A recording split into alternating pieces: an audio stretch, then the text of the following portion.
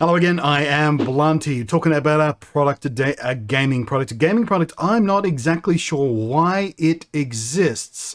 It is a controller. It is a controller with pro-type features. It's got paddles, it's got replaceable thumbsticks and such, and you can program the buttons and things like that. All the things that pro gamers obviously do all the time, because that's what it means to be a pro gamer, except this particular pro controller, which also has pro in the name for professional gamers, is for the Nintendo Switch.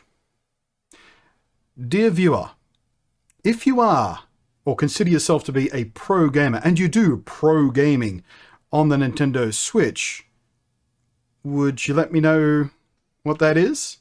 I mean, I guess there's Smash Brothers, but is that it? Is there any other pro gaming that happens on a Switch? Point is, I'm not sure exactly why this exists. It's called the Fusion Pro Wireless Controller. It's from PowerA, which I've had good luck with before with controllers and such. I kind of like their gear, and they did send this to me for review, which is the only reason I'm actually looking at it, because, well, quite frankly, I don't understand. I don't know whether this would be suitable for me. I'm not a pro gamer. I don't really like paddles on the back of my sticks and anything, but it does have replaceable thumbsticks and a replaceable faceplate. But it does also have a special trick with those paddles, which means even if you don't like paddles on the back of your controller, but you like the other stuff this controller does, well, you can just get rid of them. They're detachable. Let's unbox. All right, so on the back here, we have a little bit of a blurb. We've got anti-friction rings around the holes where the sticks go through, magnetic impulse triggers, soft touch finish. It's got an audio jack on it, which I didn't spot the first time I was looking at this product on the webpage when they said, hey, would you want to check this out? I looked at it and went, yeah, all right, could be interesting. Didn't know it had an audio jack. That's actually a possible game changer. Mappable and removable Pro Pack. That's the removable detachable paddles on the back. I like that idea because, again, I don't like paddles. I find them uncomfortable. I find they get in the way. I've never gotten used to be able to use them. So getting all the other stuff this controller does, but having that optional, is a really clever idea. Injectable rubber grips, blah, blah, blah, thumbsticks, USB-C port for charging, standard controller stuff from here on in.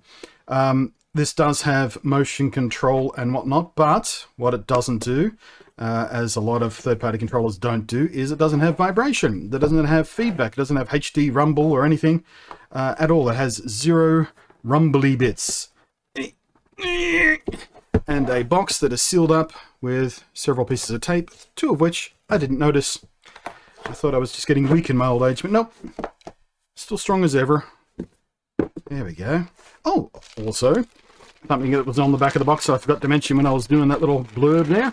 Carrying case, which again is a very pro thing. Anyone who's a pro gamer obviously needs a case to put their pro controller in, because they take their pro controller to pro events and do pro things with it. Okay, a little instruction manual there. We don't care about that. Toss it aside. So we have a semi-rigid case here, so it's got a bit of a flex to it, but it is definitely solid enough to protect your delicate electronics from drops and whatnot, or being bashed around in the bottom of a backpack or whatever. So here we go.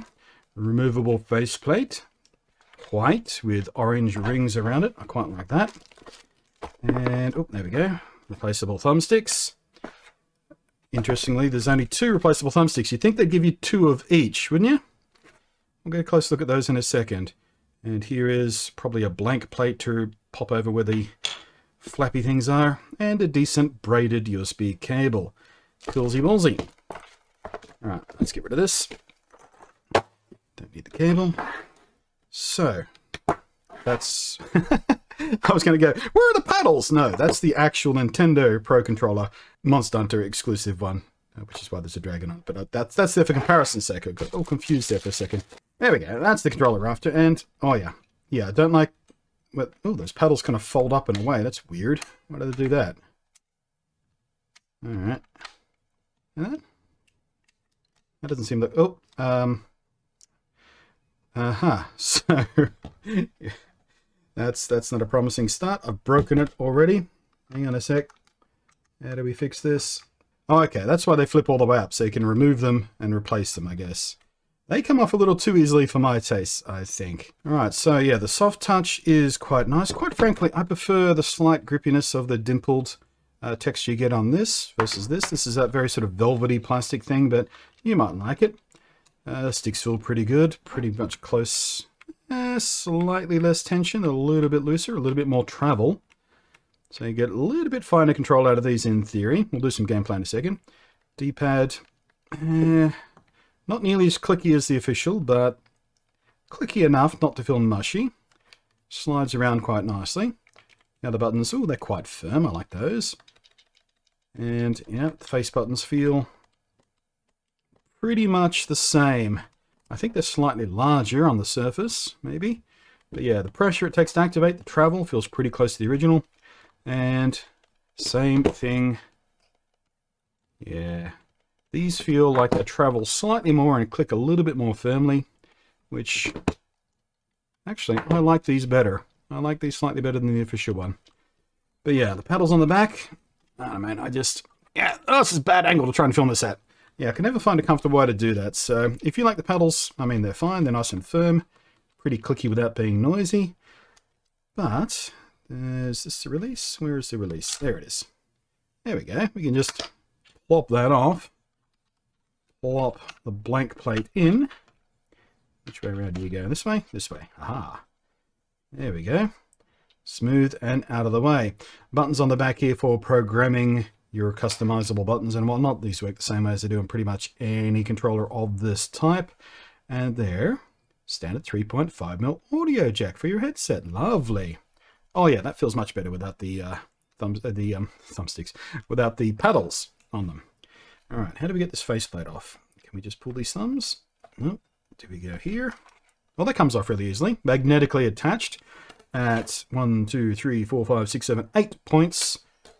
So yeah, if you want to switch out your faceplate, player A, player B, or maybe paint one up and switch it out, or whatever you need to do. I quite like the white look. It looks pretty damn good in white. I'm going to leave the white plate on. Alright, so let's pop that off and have a look at these sticks now. Okay, so they pop off nice and easily. They are slotted so they don't rotate. Now then, let's bring the camera in. So, the original sticks are sort of standard, fairly short, concave, with a little ridge around the edge. Pretty much standard thumbsticks you'd find on most stuff. They don't have a little mini dome in the concave bit that the official Nintendo ones do, but if you prefer that, is this one like that? No, that's a fully convex. That is, okay, so this one has the same top on it, but it is slightly longer. So if you like a little more travel on your stick, you can get it that way. And this one has a sort of midway length. Yeah, not quite as long as the long one, not quite as short as the short one. So midway length, but this one has the domed slippery top. And I don't know who would prefer this super slippery thumbstick, but it ain't me jack.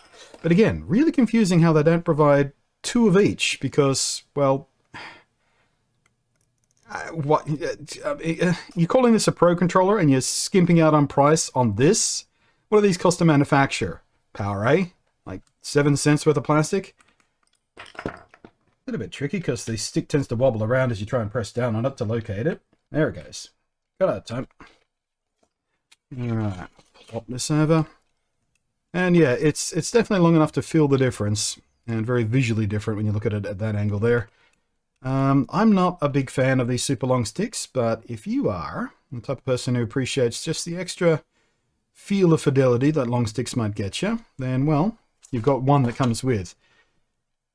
Me, I'm going to stick with the standard ones. So, alright, so, one thing left. Let's pop a game on and have a bit of a play. Alright, so after playing with it, how do we feel? Well, you know, the response is pretty much exactly like the standard Nintendo controller feels. I didn't bother recording any gameplay because it's just some gameplay with, you know, a picture of a controller with my thumbs wiggling on it. You know what playing a game looks like, surely. Is that important in a controller review? I've done it a few times with and without. Nobody seems to complain either way, so just trust me on this. I think I've earned my trust after a decade and a half plus on YouTube telling you things that are good and real, and most of you coming back to me and saying, yeah, Blunty, I bought this thing on your recommendation, and yay! This, though, I don't know how I feel about this. It's a decent controller. Buttons, sticks, feel. I like the replaceable faceplate and everything like that. Like I kept saying before, I don't care about the paddles. I don't like them, but having them being optional, really nice idea. I like that. lacking in rumble. I'm not a huge fan of HD rumble anyway, but some of you might care about that because it is kind of an essential part of gameplay in some games where, you know, you're scrolling over a map and the controller might vibrate when you get close to a secret or something, things like that. But there's usually some other indicator as well, sound or something. So yeah, if you love your rumble, then stick with the official one. If your rumble doesn't matter, then you know, you're looking for a controller that isn't Nintendo's official one for some reason, one with replaceable thumbsticks because you like the extra length on them, or you want the paddles and such, programmable, then yeah, it's decent. I mean, it's not the best controller I've ever had in my life, but it's pretty decent, which is pretty much par for the course about every PowerA product I've ever touched. As far as third-party controllers go, they're pretty close to the top of the heap as far as I'm concerned. There's a few sort of super premium ones out there, hundreds and hundreds of dollars worth, that will, you know, outdo it in feel and function and options and stuff like that. But as for something that isn't going to make you scream when you see the price, yeah, I'd recommend it. Personally, I'm going to be sticking with the official ones because these are fantastic controllers. And of course, the Monster Hunter one I've got here is very pretty too. Thank you all for watching. Let me try that outro again in English, which is, believe it or not, my native language and only language. Well, you know, I'm fluent in buffoon occasionally. Depends on how much beer I've had, really, which is 0 today, so I have no excuse for blibbling and blobbling. Thank you for watching. I am Blunty. Thank you as always to the patrons floating up above there, and I will catch you next time.